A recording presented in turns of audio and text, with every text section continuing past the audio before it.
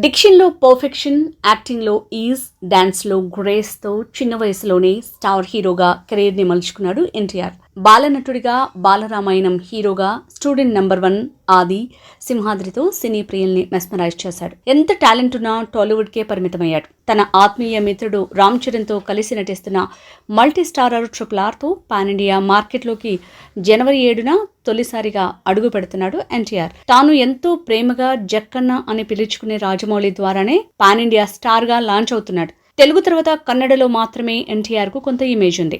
మలయాళ super star Mohan లాల్తో కలిసి Janata garage లాంటి block buster అందుకున్నప్పటికీ మలయాళంలో మార్కెట్ని దక్కించుకోలేకపోయాడు తారక్.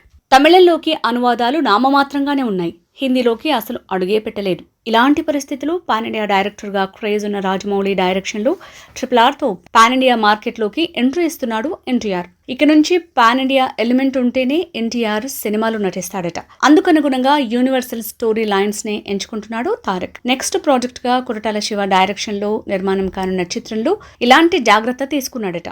వైజయంతి మూవీస్ బ్యానర్ లో రూపొందే మూవీకి పాన్ ఇండియా డైరెక్టర్ ఆట్లీని సెలెక్ట్ చేసుకున్నాడు ఎన్టీఆర్. మైత్రి మూవీ మేకర్స్ నిర్మించే చిత్రానికి KGF డైరెక్టర్ ప్రశాంత్ నీల్ని ఎంచుకున్నాడు తారక్. ఇలా వరుసగా పాన్ ఇండియా డైరెక్టర్స్తో పాన్ ఇండియా ఎలిమెంట్స్ ఉన్న స్టోరీ లైన్తో తన కెరీర్ని ఉరకలెత్తేస్తున్నాడు ఎన్టీఆర్.